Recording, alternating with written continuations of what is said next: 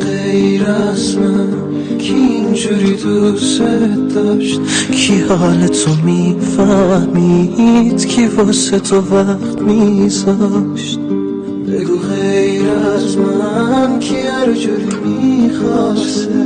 کی پای تو وای میستاد؟ کی بود قسم راسته؟